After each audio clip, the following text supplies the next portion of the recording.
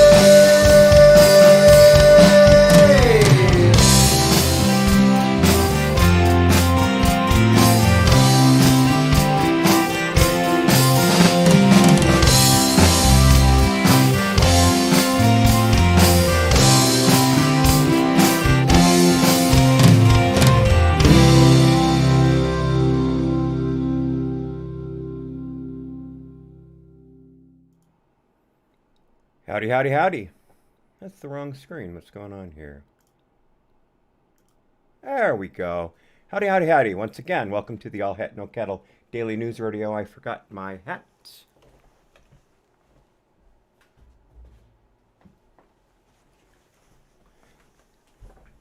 There we go. It's been that way all day today, folks. I haven't had one good opening yet today. I had the live stream this morning that went absolutely bonkers as soon as I hit send. It's been that way all day. I didn't even know if I was going to be able to get half of the show ready in time. It was things were going so crazy. But enough about me. Welcome to the All Hat No Kettle Daily News Rodeo. I'm your host, Hat. Welcome, folks on YouTube. Welcome D-Live and welcome Trovo. Always happy to see all of you. But it's going to be a massive YouTube block today. I don't know how long it's going to take me to get through it, or even if I can get through all of it. To be honest, the after block is short, much shorter in comparison. In fact, I think the after block is short just in general, as a matter of rule. But there is, of course, a lot going on in the Middle East right now. Israel is under massive attack. From the Gaza Strip, and Israel is responding in kind. We'll get into a lot of that. I do have some Biden administration news, including their latest insane pick for a major position within the government.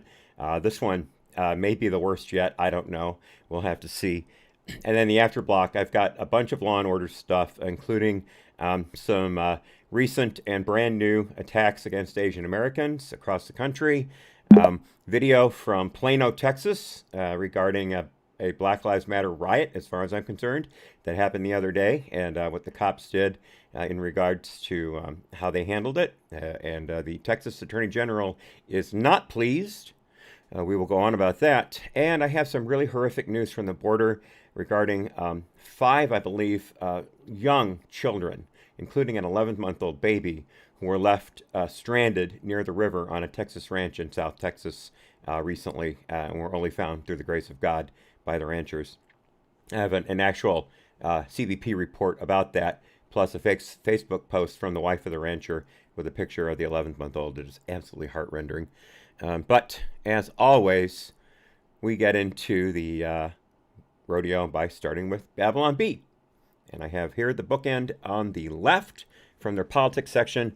Biden thankful for gas crisis to distract from inflation crisis, unemployment crisis, and border crisis. The border crisis being the only one thing that Jimmy Carter didn't have during his administration. Dateline, Washington, D.C. In the days following the Colonial Pipeline hack, gas stations have begun to run out of fuel, creating panic for many. As for the President of the United States, this has come as a relief when considering all the other crises that have been nagging his presidency. Finally, a distraction, said Biden, letting out a sigh of relief. It was either inflation crisis this or unemployment crisis that, and I don't even want to hear the words border crisis again. I was like, would you just shut up, man? Close quote. Biden explained that all of this negative coverage was starting to make him look bad. He said that things like his wild federal spending, paying people not to work, and soft border policies have nothing to do with the current state of the country. Quoting him again, hopefully, a good old-fashioned gas price hike and shortage will finally give me a quieter news cycle. Continuing the quote, people keep directing the blame at me like I'm supposed to do something about this. But come on, man, that ain't the president's job. It's up to the American people to come together and unify to solve this stuff.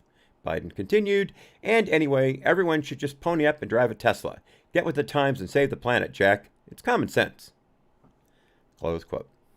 At publishing time, Biden tried to sign some executive orders to increase our national cybersecurity and resume construction of the Keystone Pipeline, but his pen was out of ink from all the other orders he'd signed. Babylon Bee, everyone. We will, of course, be finishing with them as well today. But let us continue on to my personal conceit, the market. Take a quick peek here, and it was a bloodbath today. An absolute bloodbath for the Dow, down a full 473 points. Now well below 34,500, closing at 34,269 and change. That's down over 1.3%. The S&P 500 was down almost a full percent, now just barely over the 4,000 mark. And the NASDAQ retreated a slight bit, now at 13,389 and change. So not even close to that magic 14,000 mark we saw not too long ago. Taking a look at the NASDAQ, by the way, over the last 6 months, you will see that a quite steady climb until quite recently. As far back as April 29th, it was over 14,000. And since then, it has pretty much fallen off a cliff with only a slight correction since then. It is not doing well at all. But NASDAQ stocks aren't looking good. Gold actually saw a bit of an increase today, still below 1,840 an ounce though. Crude oil was a champ today. It closed well over $65 a barrel at $65.43 per barrel of West Texas Intermediate sweet crude. And Bitcoin is still flailing around at the 58,000 mark, currently at 56,641 and change, up 2.41% over its previous mark. And good afternoon, LB. Very nice to see you. Very nice. All right, so let's get into Israel and the Gaza Strip. First of all, full disclosure, and hey to Inquirer, very nice to see you. Nice to see you this morning as well. I am a big proponent of Israel and the Jewish state. I am not an apologist. I am not. If something is done wrong, I'm right there with it. But currently what's going on is, in my opinion, Israel is responding to a terrorist attack. And they're responding in kind as best they can. Let's get into it. First of all, what's going on? You may or may not know that there is a current court case that has been going on in Israel since the 70s regarding quote-unquote Palestinian, read Arab families who have been living in a section of Jerusalem since Jordan took over that section of Israel back during the first Israeli War of Independence. They took it over in, I believe, 49 and continued holding it and settling Arab families in that area, which had been owned by Jews before the British Accord that created Israel. I suddenly forgot the name of it. Forgive me, but they've been living there since Jordan took over the land from that war, and in the 70s, pardon me, in '69, Israel took that land back in the Six-Day War, and they liberated Jerusalem from the Arabs and regained control, but those families were living in those homes. A few years later, Israel passed a law saying that those homes were to revert back to the original Jewish owners. And that case has been in the courts for decades now. The UN has come out against it. Human rights groups have come out against it, on and on and on and on and on. But the fact of the matter is, the original owners of that land were Jews. They bought it from local landowners for fair price, completely upfront, and now this. So the court case has been going on and going on and going on, and just recently it looked like the court was going to announce that those families were to be removed and the rightful Israeli holders, now generations since, would be returned to that property. And things have been blowing up. In fact, the final ruling was supposed to be yesterday, and the Israeli court delayed it for another 2 weeks because of all the unrest that's going on right now.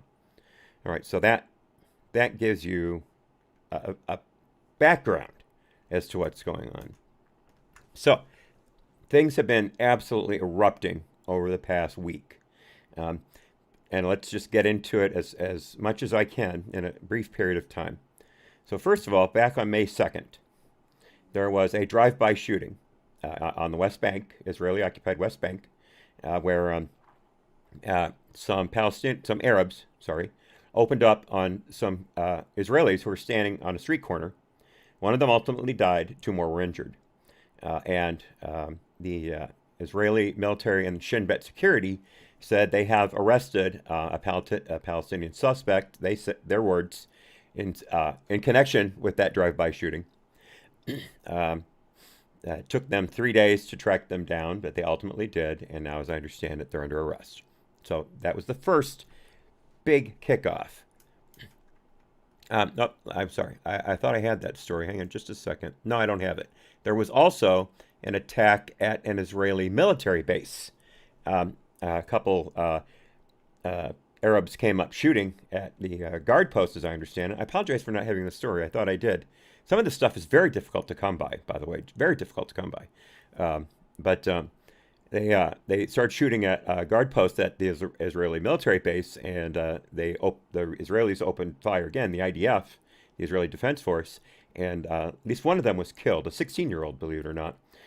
Now, you would ask yourself, why would a 16-year-old open fire on a military outpost knowing that they're going to get killed? Well, because Hamas and the PLA, the Palestinian Liberation Authority, pay residents of the Gaza Strip lots of money if one of their relatives kills an Israeli and dies in the process. The more maiming that you do of an Israeli, the more money that family gets. If you're imprisoned, they get a monthly stipend, and you get money put into an account for you, so when you get out, you will be rewarded generously. And if you're killed, I believe the family's house is paid off. This is the normal course of action. So when we give aid to quote-unquote Palestine, that money is going in part to directly fund these payments. And I believe it is known as pay to slay in their vernacular. So that happened back on May 2nd. Then there was the attack on the military outpost, which I believe was a few days later. And then there was the riot at the Temple Mount. Let's get into what that is first before we talk about it specifically. The Temple Mount is the site of the original temple of the Jews in Jerusalem. It was destroyed around 640 BC, 600 BC, by King Nebuchadnezzar II. Right around 600 BC, the temple treasures were removed, and the building was destroyed a few years later, around 587 BC. Later on, it was rebuilt under Cyrus II, who conquered Babylonia, and the construction was finished around 1515 BC, and the Second Temple has been there ever since.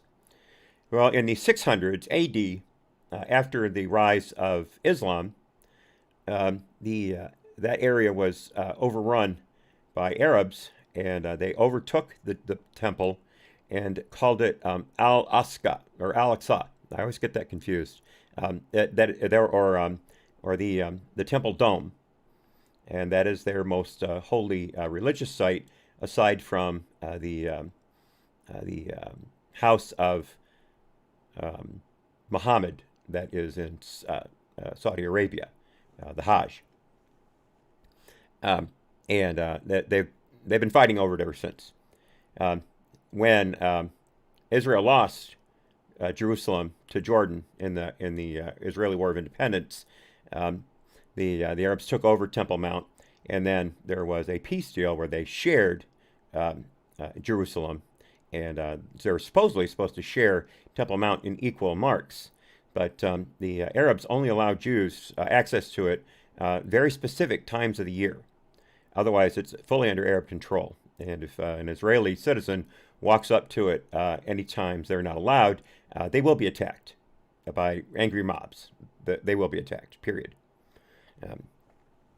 So this right now is near, I believe, the end of Ramadan. Pardon me, I didn't mean to say that. The Islamic holy month. They fast every day. They break fast at night. You're supposed to do various religious supplications, to Islam and to Muhammad. And it is always the sign of some type of unrest. There's always some type of unrest going on during Ramadan because their religious passions are heated up as they reflect upon their faith, and some reflect upon Islam as a much more militant version of being with other people than others. You remember in the Quran it says basically, if your enemy won't do what you tell them to do, if your enemy won't convert to Islam, you can either make them pay tribute or you can kill them.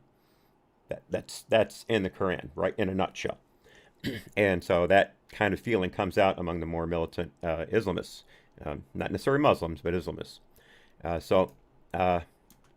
Around Friday, violent clashes started breaking out at the Temple Mount. Palestinians were gathering, and Arabs were gathering in force. Hard not to talk against the narrative. They were the Jewish police were starting to gather to make sure there wasn't a breakout. They were immediately pelted with stones. It seems that the Arabs had brought in a truckload of stones to the area specifically to engage the police with. One police officer was hit in the face with a rock. He's in stable condition at the moment, as I understand it. A couple hundred, about 150, 200 Arabs were injured in the clash, half of whom were treated at Jerusalem hospitals, by the way. So for those of you who say that Israel is conducting a genocide against Arabs, kind of funny how they treat the wounded at Jewish hospitals. Funny how that works, isn't it? You think they'd just be injecting them with cyanide and throwing the bodies out the back if it was a genocide, but maybe I digress. But anyway, it was pretty serious rioting. Now, I normally don't show riot porn, but I think this is important for you to get an idea of what's going on here. This is a very short video. This is a group of young Arabs at Temple Mount, and you're going to see one of them to the left of the frame here, going downwards from left to right, left to center, is a two-railed handrail for a set of stairs. They're standing on a set of stairs. And you're going to see a young man climb on top of that handrail and then launch himself into the police that you can see right here. You can just make out a shield and helmets right here, and then other police in the background stacked behind them. And you're just going to see this guy launch into those police. Here we go. Here he gets up on the stairs. All right, here, boom, off he goes. Just stage dives right into those cops. And again, they were throwing rocks left and right. They were throwing rocks at traffic. They were hitting cars, damaging cars. A number of police officers were injured as well. So that's been going on. So when there was that crackdown, the Arabs had decided enough was enough, and they started firing hundreds, literally, and I don't like to use that word often, literally hundreds of rockets at Jerusalem, which is rare. They normally don't fire Tel Aviv, which is rare. They normally don't fire in Tel Aviv because it's a further distance, but they were firing at a bunch of Jerusalem suburbs. And I have a picture right here. This is from the Times of Israel. This is a time-lapse photo, and you can see this massive barrage of rockets being fired from a spot right there in the Gaza Strip. And that's just one of many of these rocket launching sites that they have scattered all over the Strip within range of Israel. Now, these are not guided bullet munitions. These are just dumb, I believe they're Katyushas, Soviet-made rockets that have a solid propellant. They burn for a little while and then they fall. They have an explosive warhead. You can aim them, but you can't determine where they're going to land. You just kind of gauge the distance, you gauge the angle, and you go from there. It's as best as you can do. It's kind of an artillery rocket, but nowhere good as the ones we have these days. Our artillery rockets are basically precision munitions now, but these are purely fire and forget missiles. I should say fire and prey missiles. So, as we've got this article from the Times of Israel, and this is from just today, this morning, 28 Israelis have been hurt. This says 3 seriously. I understand it now that 2 Israelis have died since these attacks have happened. And according to the Palestinian authorities, 23 Palestinians have been killed. They're also saying some of them were children. Of course, we don't know that. The Palestinians are always like to say that children died at the hands of Israeli forces, when in not too few cases, it turns out that they were killed by actual Palestinian fire, Arab fire, towards Israel. These rockets often blow up on launch, short distance away from the launcher, and the explosive warhead can land in a populated area along the Strip, or the rocket parts themselves can land in that populated area. There's a large section of a no man's land between the Strip and the Israeli security wall, excuse me. But these rockets still do land in the populated areas, and people die. But the Arabs in Gaza are always willing to say that it's all Israelis' fault. And I'm not saying it's not. I'm just saying they do tend to pad their numbers. So we don't know for sure. Israel is saying right now about 16 Palestinians are dead. And we're going to use that term because at Times of Israel is using it, so why don't I? But technically, folks, there's no such thing as Palestine. There's no such thing as Palestinians or Arabs living on the Gaza Strip. That's all there is to it. But let me interrupt myself real quickly. Coffee is up quite a bit, Scully. Coffee is up quite a bit. Coffee is up quite a bit. But let me quote this article again from the Times of Israel real quickly. The Hamas terror group claimed at one stage it fired 137 rockets in around 5 minutes in a massive barrage that was an attempt to overwhelm the Iron Dome missile defense system. 4 people were injured in the barrage, including 1 critically and another in serious condition. The main area of damage is in a Jerusalem section called Ashkelon. And a number of buildings suffered direct hits in Ashkelon. I'm sorry. No, that's not correct. Ashkelon is a coastal enclave, not in Jerusalem. That's my mistake. I do apologize. No, I do apologize.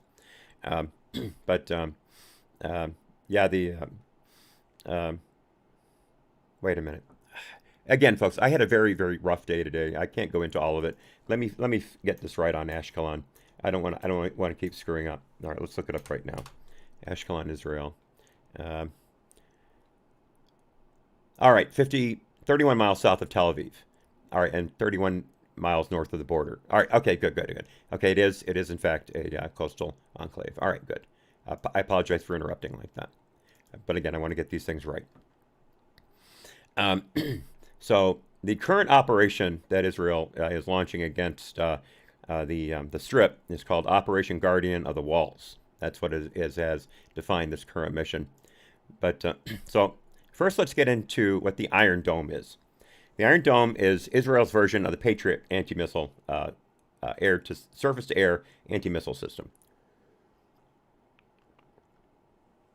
Excuse me, liquid IV, by the way. I love this stuff, and it is extremely effective. But when you're dealing with 130 missiles at rockets really, at one shot, you're not going to get them all. Right now, Israel is reporting about a 90% intercept rate of the rockets that have been coming over.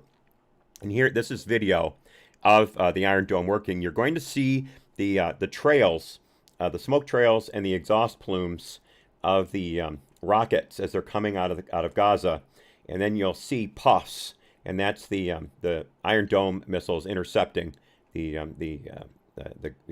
Arab missiles. You don't see smoke trails in the daytime from these anti-missile systems, the Iron Dome systems. They're very efficient rocket solid fuel, as I understand it. So let's play this, and you'll see kind of what this looks like. There you can see those interceptions right there on the horizon. Here are some arcing across from Gaza. Okay, there's a good 5 of them there. There's another 6. And there's the Iron Dome intercepting them.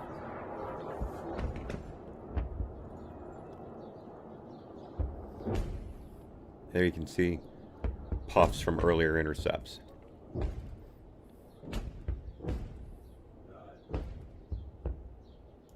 Okay, so that's a small glimpse of what Iron Dome looks like.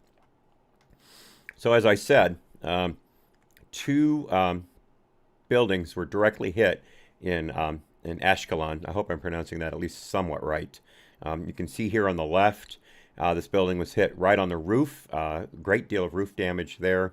And then here, this apartment building, a direct hit right in this up above that window corner there. You can see all these windows are blown out completely.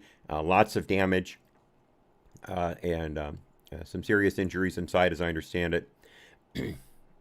And that this is a article from kan.org.il from this morning as well. And the rocket fire continued. About 250 rockets were fired at Israel. 6 were injured in a direct hit on 2 buildings in Ashkelon, including 2 moderately. The IDF and Israeli Defense Forces attacked 130 Hamas and Palestinian Authority targets overnight. Okay, so again, those are pictures of that. So, as it said, the IDF struck back, except on occasions of buildup of offensive systems near the Israeli border with Syria, or I should say near the you know what I'm trying to say. Aside from Iranian-backed systems in Syria aimed at Israel, Israel does not tend to do preemptive strikes. On rare occasions, one being, of course, the Syrian and the Iraqi nuclear reactors, respectively, that Israel took down before they could start producing nuclear material that could be used in a fission bomb. And one, all full disclosure, one French worker was killed in I believe, the Iraq attack. He was at the facility. It was a Sunday morning. The Israeli intelligence was that no one would be in the building, but this guy came in on his own, and he unfortunately died in that attack. It was a tragedy, of course, but these things do happen in wartime. Here is some footage that you haven't seen since the Gulf War, at least unless you haven't been paying attention recently. This is a precision strike on a specific apartment in this building in Gaza. This is against the Islamic Jihad commander Sama Abed al-Mamluk, and other senior members of his unit. And this is a video from the IDF itself. And this is some aerial footage. Let me blow it up here. And here we go. Watch that bottom. And boom, direct hit.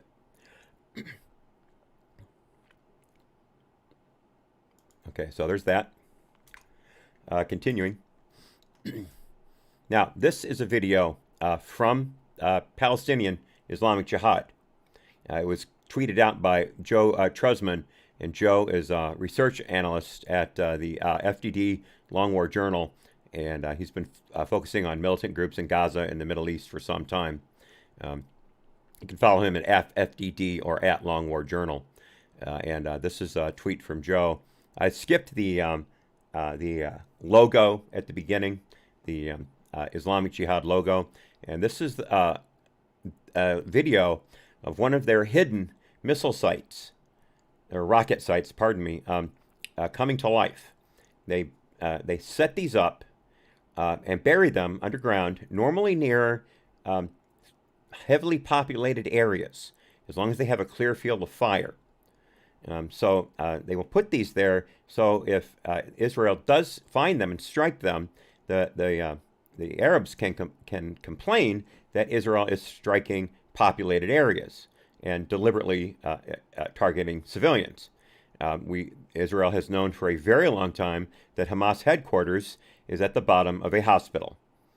Their entire network is the nexus is at the bottom of a Palestinian hospital. Specifically, so Israel can't target it. And they also set up missile batteries around schools, quite literally around schools. So let's watch this this battery come into play. You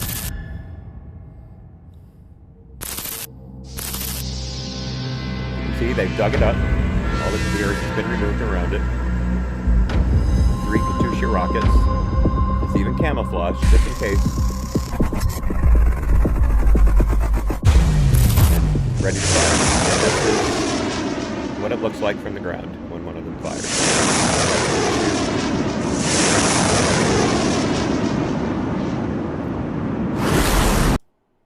All right, so you have that. That's it from the Arab side of the fence.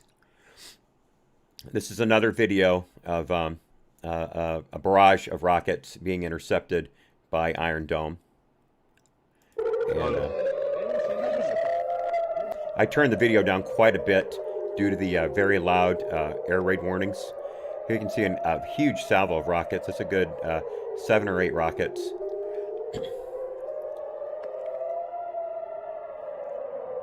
All of which were defended against. By the way, brave person standing on top of a building during the middle of a rocket attack. Whoever this guy is. Now this missile right here, let me pause it for a second. Let me back it up. This missile seems to be doing fine. Rocket, pardon me. I get confused. This rocket seems to be doing fine, and then suddenly it curves upward. That's what's known in military parlance as going stupid. When a missile or any other ballistic weapon decides to go its own way. That's known as going stupid. So you see it go stupid, but it's still intercepted by Iron Dome.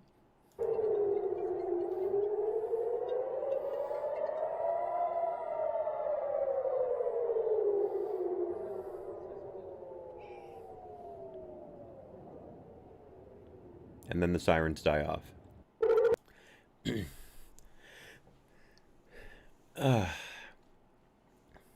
Skullcram says in the chat, Biden is no fan of Israel. Unfortunately, that's exactly correct. In fact, I'm glad you said that, Scully, because that brings up a point I wanted to make, but had forgotten until just now. So again, thank you. You guys know how often the Palestinians, and again, I'll use that word because the Jerusalem Times used it, how often the Palestinians attacked Israel like this during the Trump administration? Can you guess how many? Because I can tell you how many without having to guess. Exactly, wait for it, exactly 0. Exactly 0 times did the Palestinians attempt this against Israel during the Trump administration, including after Trump moved the embassy from Tel Aviv to Jerusalem. Remember, we were told by luminaries such as John Kerry that that would precipitate World War III in the Middle East. In fact, not a shot was fired. Not a rocket was lit. Not a bomb was thrown. But here we are. Here we are. Biden's been funding Palestine all over again.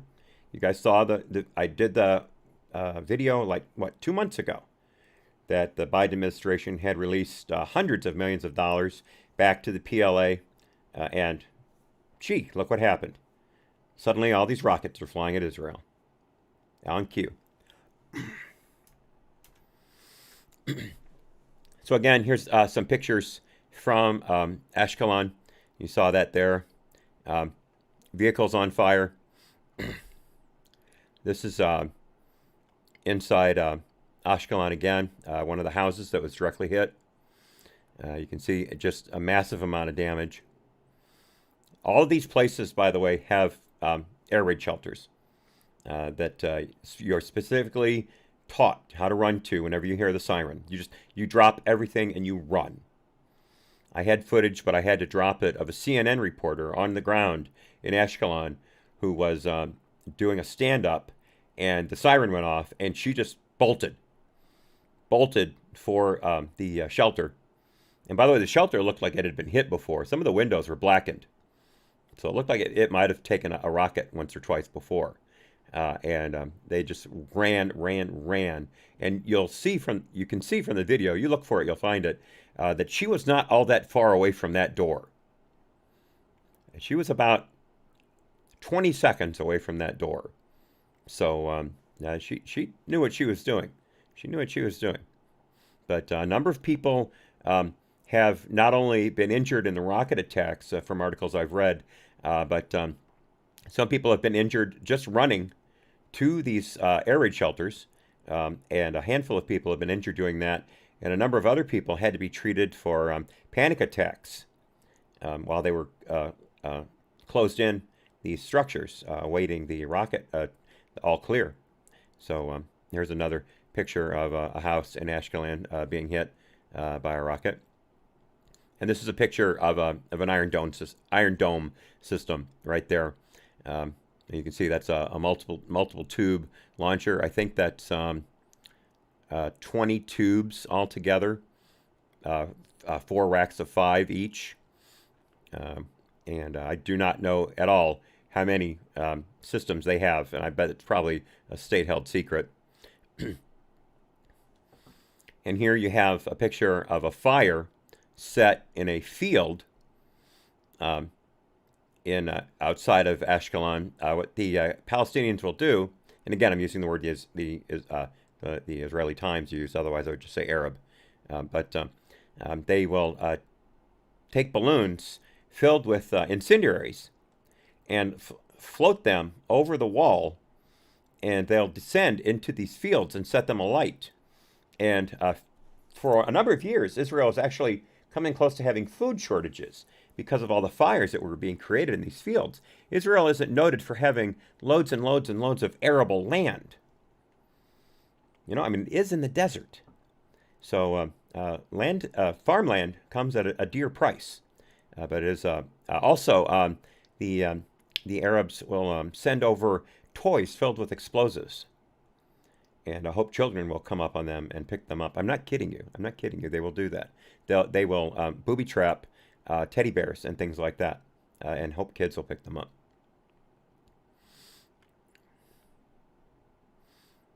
So that's all from that article. So it wouldn't be a Middle East conflict without the squad coming out in favor of the terrorists, right? Where would we be without the squad giving us the moral courage to call a spade and say that Israel are the terrorists? Right on cue, Ilhan Omar, out of the gate, she said, quote, Israeli airstrikes killing civilians in Gaza is an act of terrorism. Palestinians deserve protection. Unlike Israel, missile defense programs such as Iron Dome don't exist to protect Palestinian civilians. It's unconscionable to not condemn these attacks on the week of Eid. What's keeping the Palestinians from building their own missile systems, my dear? They're given hundreds of billions of dollars a year in foreign aid. I didn't hear anyone telling them that they couldn't build their own missile systems. If they can afford to build offensive missile systems all throughout the city, then why can't they afford to build anti-missile systems? Russia sells them. Russia has them. Where's the money for that, my dear? Gee, who knows? She also doubled down later, saying, quote, "Many will tell you Israel has a right to defend itself to safety and security, but are silent on whether Palestinians have those rights too. Until we can defend the rights of Palestinians, just as we do Israelis, we have no leg to stand on when it comes to justice or peace." But here's the thing. She does not believe that Israel has a right to defend itself. She believes Israel should be burnt to the ground and swept off into the sea. Ilhan Omar is a big proponent of the from the mountains to the sea, or from the river to the sea, adage, which is basically sweep Israel from its lands and deposit it into the Mediterranean, never to be seen again. She's also a big fan of the BDS movement, boycott, divest, and sanction. So she doesn't believe for a second that Israelis have the right to defend themselves. Just the opposite. She doesn't believe they have the right to exist. So spare me the mock concern, you know what. Well, Ted Cruz, master of the Twitter game, had a simple, pardon me, I'm getting ahead of myself, had a simple response to Ilhan Omar, which is, why is a member of Congress acting as the press secretary for Hamas? Excellent question. Excellent question. So, just let me real quickly cover a statement from the IDF. This is from this morning. The IDF has struck back against over 130 Palestinian targets, terrorist targets. Let's see. Continuing. This is an article by Ryan Saavedra from the Daily Wire. According to the IDF, over 200 rockets and mortar shells were fired from the Gaza Strip toward Israel from 6 p.m. Monday to 6 a.m. Tuesday, dozens of which were intercepted by Iron Dome. The military said Iron Dome had a successful interception rate of over 90%. Let's see. So, quoting the IDF, overnight, in response to continuous rocket fire from the Gaza Strip, the IDF struck over 130 terror targets belonging to terrorist organizations in the Gaza Strip. In the first and second stages of the strikes, IDF fighter jets, attack helicopters, and aircraft struck weapons manufacturing sites belonging to the Hamas terror organization. In the third stage, targets belonging to Hamas terror organization and the Islamic Jihad were struck, including weapons manufacturing sites and military facilities belonging to Hamas, the Hamas terror organization, and the Islamic Jihad. A Hamas battalion commander was also targeted. IDF also struck a military intelligence building. 15 operatives of the organization. Likewise, IDF tanks and aircraft struck additional terror targets, among them 2 offensive terror tunnels adjacent to the security fence. The Hamas terror organization deliberately places military targets in the heart of densely populated areas in the Gaza Strip. The IDF takes precautions to avoid harming civilians as much as possible during its operational activities. Okay, so that is of course from the IDF, not a biased source, but it does at least go along with what's happening. And Twin Crier, I just saw your chat. Yes, going stupid just like Biden. Well put.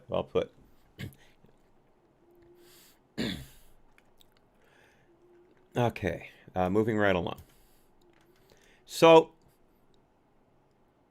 yeah, I'm not gonna get out of here on time, but I'll do what I can. First of all, I think everybody by now knows about the. Oh, I didn't want this one. Excuse me. Oh, shoot, I did want that. I got confused by the URL. Just give me a second. I'll pull it up on my history. I'll have it up in just a second. What the heck? That doesn't matter.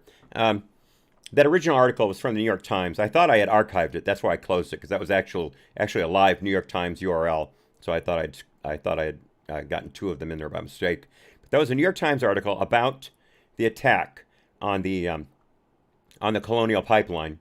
You may know there was a cyber attack on it recently, although we haven't been told exactly when it happened. But there was a ransomware attack, which means that hackers got a hold of the system and locked it down and told the operators they would not release it until a ransom was paid. Now, according to the hackers, they were hired. They did not do this for any political gain. It was purely a finance job. And they have since said, honestly, that they will screen their clients better in the future. They realized that this was not necessarily the best thing for them to have done. The hacker community isn't all bad, folks. There are white hats and there are black hats, and there are hats in between. The white hats are the hacker community who help different firms with their cybersecurity protocols. They launch preemptive attacks to test systems, and then the black hats are the people who do it purely to either make money or to screw things up in any way they can. Excellent quote, Twin Crier. Thank you for doing that. Twin Crier just quoted the Pledge of Allegiance in the Trovo chat. Thank you. So anyway, Colonial Pipeline was shut down, and Colonial Pipeline supplies a good 50% of the fuel, including gasoline, used among a huge swath of southeastern states, all the way up into New Jersey even. And it's gone. It's gone. So New York Times did an article about it today, this morning, as a matter of fact. And in that article that I had inadvertently shut down, it had a quote that said, "There are no gas lines." It is a quote from that article. I read it myself. It says, "There are no gas lines." So an hour before, honestly, an hour before the New York Times released that article, Newsweek released this article: "Gas shortages, long lines across Southeast after Colonial Pipeline cyber attack." Honestly, an hour before. Sometimes I don't know what's in the New York Times head. I know they're a garbage newspaper and have been for decades. They covered up the Holocaust. They covered up the Holodomor, the famine in Ukraine. They were a mouth organ for Stalin, especially through their revered reporter. Oh, shoot, I just forgot his name. I forgot his name. Please forgive me. It's right on the tip of my tongue. My memory, you guys. I apologize. I'll never get picked up by the Daily Wire for stuff like this. But I almost had it. But they've been garbage for decades, and they even were instrumental in screwing over our response to the Vietnam War. Some of you may or may not know there was a chance of winning the Vietnam War. We could have actually taken out North Vietnam.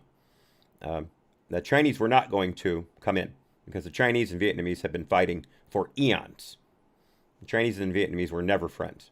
They did get some Chinese pilots to fly their MiG-15s and MiG-17s during the war, but those were not common folk among the. I think they may have even been volunteers for all I know, but we could have won it. We could have won it, but New York Times was instrumental in promoting the falsehood that we were losing the war. Their release of the Pentagon Papers was used as an excuse for the New York Times to beat that drum that we were losing the war. And sure enough, the tide against the war turned in public opinion, and we ultimately pulled out, and millions of South Vietnamese were killed. Honestly, millions of the South Vietnamese were killed by North Vietnamese communists after they took over the country in the 70s. There were re-education camps.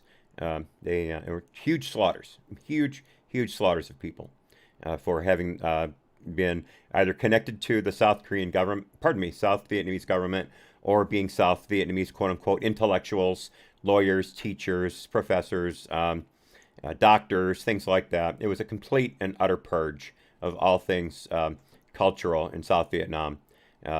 Vietnam has since become kind of a capitalist country. They're still technically communist, but we do a lot of business with them now. But then again, we do a lot of business with China too. But Vietnam is a deadly enemy of China right now. China has been poaching on Vietnamese fishing waters for quite a bit.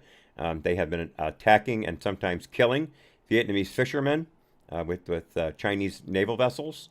So there is no love lost between the Chinese and the Vietnamese to this day.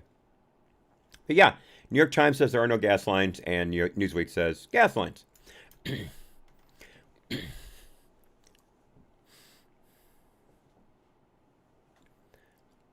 Skullcram says in the in the D-Live chat, remember Donald Trump had to boost the oil price to keep it from going too low. Another thing Biden screws up. That is correct. But Trump did buy a ton of oil when it was really cheap to put into our strategic reserve, and that did prop up the price for some time.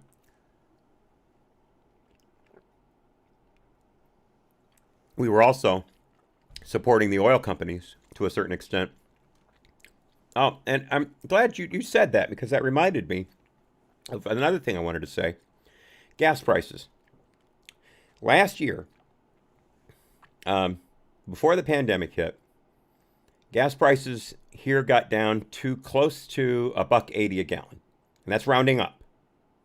At one time, they were around $1.7899, $1.7999 at the Sam's Club station that we go to. Best prices and the best gas. They have excellent gas at that place. Our cars got great mileage on them now that I've sold mine, and Picasso does all the driving. It's just her car. But we get great mileage on that stuff, and it's always the lowest price in town. It's worth driving the extra couple miles to get it. Really is.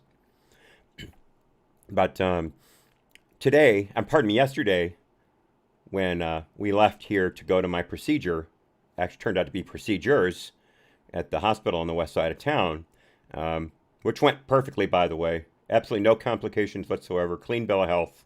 So thank you all for your prayers and well wishes. That total clean bill of health. Thank you all for your help with that. But gas prices now are rounding up $2.96 a gallon. We haven't seen $3 gas gallon since Obama. And at one time here, it was upwards of $3.50 a gallon during Obama, if not higher. And we're getting there again. I just showed you the oil prices from Seeking Alpha earlier on, up close to $65.50 a barrel. And there's been dips here and there, but for the most part, it keeps climbing. But so that's the gas crisis. Now let's talk about the unemployment crisis. Crisis. This administration is worse than another particular administration that I remember well, and I'll get to in a moment. But before I tease that further, let's get into this. This is from Yahoo News. And our fearless leader had a great take on what's happening right now regarding the employment crisis. In case you haven't heard, companies can't get people to come in for interviews. McDonald's is actually paying people $50 just to come in to interview for a job. Just to turn in an application, they're paying $50. And people are coming in, taking the money, and then not showing back up again. Because they're making so much money on unemployment. People are making upwards of $40,000 a year on unemployment. Some $16 to $19 a month, depending on the state you live in. An hour a month. I wish. $16 to $19 an hour. Which means that if you took a job, it would have to pay you at least $3 an hour more than that just to make it worth your while as far as time getting back and forth to work, the extra laundry you'd have to do, and the extra money it would take you to get back and forth to work. So if you're making $16 an hour on unemployment, you would have to get a job paying at least $19 an hour to make it worth your while. And that's pretty much to break even.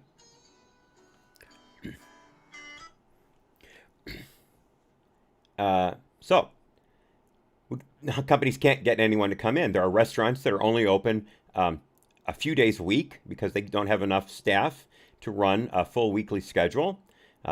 Just regular retail businesses, same thing. They have to close at least Mondays so they can give their people at least one day off. They run limited hours because they can't afford a second or third shift, etc., etc., etc. So Sleepy Joe says, yes, maybe this is happening, although I don't believe it's happening, but it's not happening to unemployment, but we're going to fix unemployment. Honestly, this is him. This is an article from Yahoo News written by Brittany Bernstein. And Biden says the problem is that it's not the generous unemployment benefits. It's that businesses aren't offering people a decent wage. I have a question for 46 asterisk. How much less are companies offering to pay now versus than what they were paying before the pandemic hit?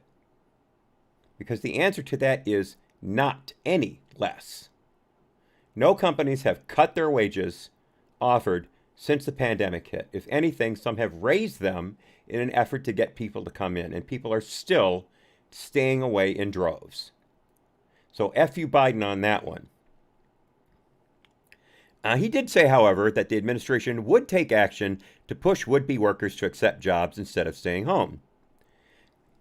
He said this at the White House, quote, "People will come back to work if they're paid a decent wage.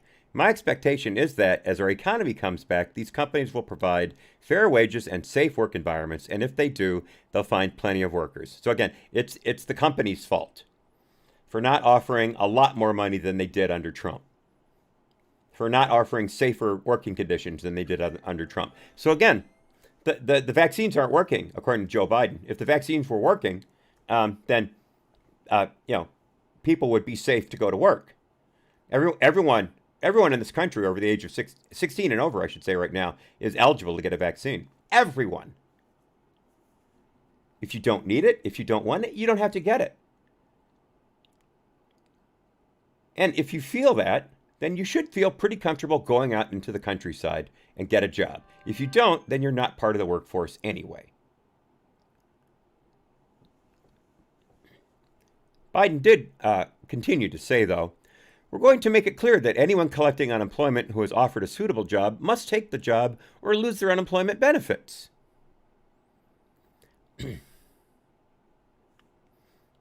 So there is no problem with unemployment, but we will stop giving you unemployment if you don't look for work.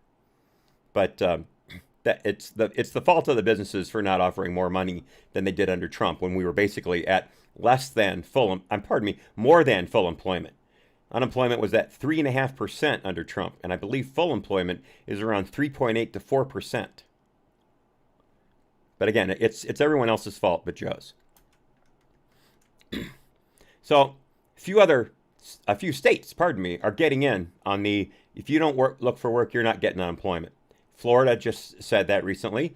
New Mexico came out just yesterday with the same thing. New Mexico said that if you're not actively searching for work, you're not going to get any unemployment from New Mexico. Alabama, same thing. So, who does this remind you of? I'm going to end on this. Who does this remind you of? I was alive during the Carter administration. In fact, I remember the Carter administration quite well. And Jimmy Carter, up until HW, was the only American president to not be elected to 2 terms in quite a long period of time. I believe it was Coolidge, who was the previous 1-term president, and that was in the, late 20s, early 30s? I believe it was Coolidge. Quiet Cal, they called him.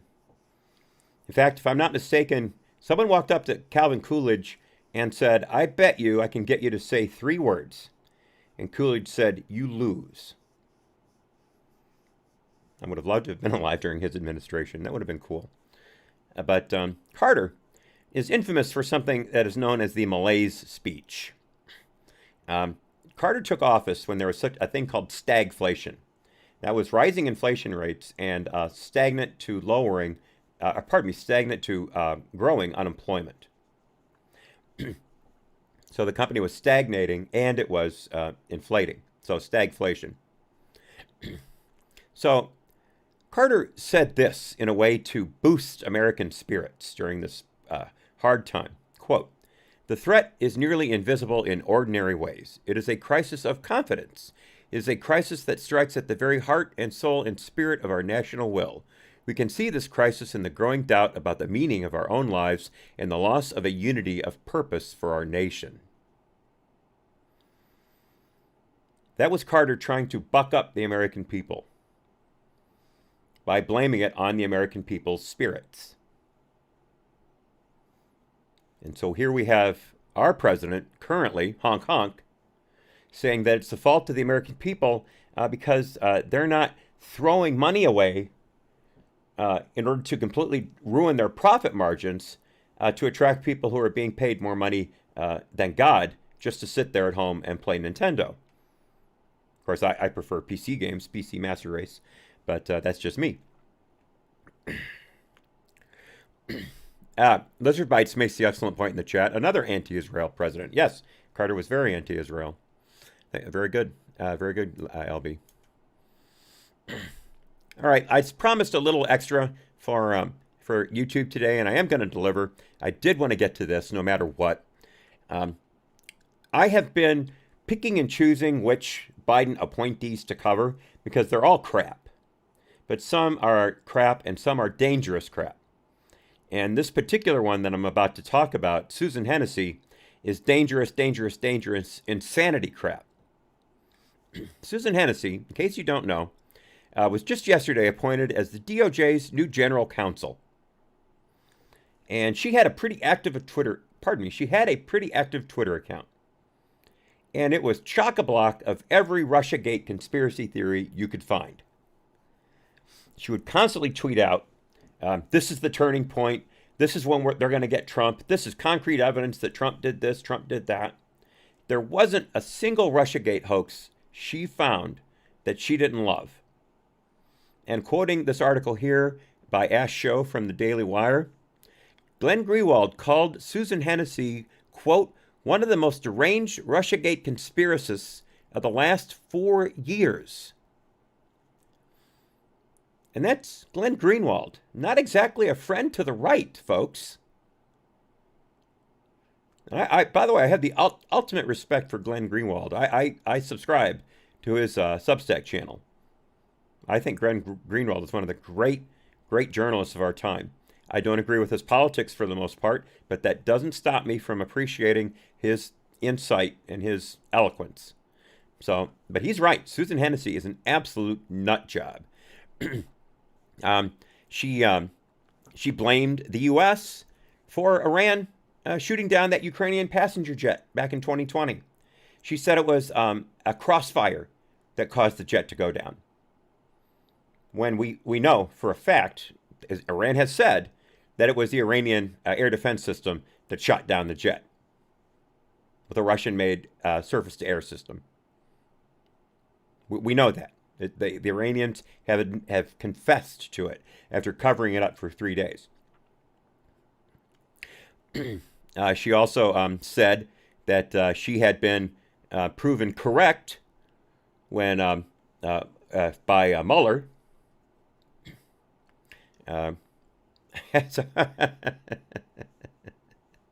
She completely dismissed the Nunes memo. You remember the memo that Devin Nunes, then chair of the House Committee Select Committee on Intelligence, put out detailing all of the Russiagate, Spygate actions that led up to the firing of Jim Comey and beyond. He nailed every one of them except one. The one he got wrong, and I covered this in my YouTube video on this subject. You can go back and look for it. It's on my YouTube channel, unless they deleted it, and I don't think they did. But I covered this in detail. And Nunes got one thing wrong, and that was, he said, actually I think it's on my Rumble channel now that I think about it. Yeah, it's on my Rumble channel, my bad. But Nunes said that the FBI paid Christopher Steele $50,000. And that's not true. They were going to pay him, and then Steele blew it by giving those interviews to journalists, quote-unquote journalists, at Mother Jones and what was the other place? I don't remember the name of the other place now. I'm not going to guess. I don't want to get it wrong. But he admitted to those interviews and violating his terms of service with the FBI, and they canceled the payment. But he was in line to get $50,000, and they offered him more if he could verify sections of the dossier after they had canceled his employment, technically. They were still offering him money after that. But that's the one thing Nunes got wrong in that memo. Everything else was exactly correct. And you may remember that the quote, the then, what's the phrase they use? Ranking member on the committee, Adam Schiff for Brains, he put out his own counter memo saying that everything Nunes said was a lie, and the only thing Schiff got right was the payment. And there were another at least 10 points on that in that memo that were all true from what Nunes said. And Adam Schiff lied about every other one of them. Lied. He knew just as well as Nunes knew what was going on there. And Adam Schiff completely and physically lied in his release. But Hennessy is also a huge ICE dissenter. She wants ICE abolished. Big time. I think I have something here on that. Yeah. This is from the Post-Millennial. Great site. Picassonos and I are subscribers to it. I forgot to log in earlier. Forgive me, Post-Millennial. But this is a picture of Susan Hennessy at an anti-ICE rally, I believe in Del Rio, Texas, back in 2018. She you can't hear her very well. There's all this crowd noise behind her, and the person with the microphone doesn't know what they're doing. But she's basically saying that we're here because brown people are being brutalized, and we need to stop it. And we're not going to stop voicing our disgust at this until things change. Now she is the deputy director. I should say. Wait a minute. Oh, I'm sorry. This is not Susan Hennessy. This is the other gal I wanted to talk about. Again, I really screwed up today, so I'm glad you guys are still here. This is Natalie Monteleongo. Natalie Monteleongo, she is also big against Trump and ICE. This is her, again, in the Valley against ICE. And she has been recently named the White House Deputy Director at the Office of Political Strategy and Outreach. And she says, in true People's First form, I'm ready to build a national coalition of stakeholders centering voices on the ground. And she tweets out to Julian Castro. She was actually part of Julian Castro's presidential campaign, believe it or not. But she's an absolute nut job. This is a tweet of hers from 2018. This administration's actions are not motivated by public safety concerns. They're terrorizing immigrant communities. ICE didn't exist 15 years ago. It doesn't have to exist now. By the way, in the first 3 years in office, Obama deported about 1.3 million people, and in Trump's entire term in office, he deported about 800,000. But who's Natalie to let the facts get in the way of a good narrative? All right, we're going to end it there. Thank you all for being here. YouTube, I lost a few of you for a while, but I got you all back. Very much appreciate your coming by. I will be back here tomorrow afternoon at 4 p.m. Eastern for the first half of the show. If you care to watch the full show, the web URLs are right there on the screen. dlive.tv/AHNC_hat or trovo.live/AHNC_hat. Twin Crier would be happy to help you in the Trovo chat, and I have a lot of great people in the DLive chat who'd be happy to see you as well. In fact, go ahead and join up for both. Follow me on both channels. If you hang out in DLive and engage in the chat, you get microcurrency. And if you hang out in Trovo and just sit there, you get microcurrency. Either way, it's a win-win. So do what you care to do. If you don't want to watch on your PC or other web browser activated systems, if you want to watch on a phone, there are, and even on iPad, there are excellent apps available for both DLive and Trovo. Just look them up. Easy to spell, easy to find. But until tomorrow, YouTube, 4 p.m. Eastern, or if you care to, tomorrow morning, starting at 8 a.m. Eastern, I'll be continuing my Witcher 3 live stream. We're about to do a bunch more lower level quests in Velen, build up our experience points, and then attack the big stuff.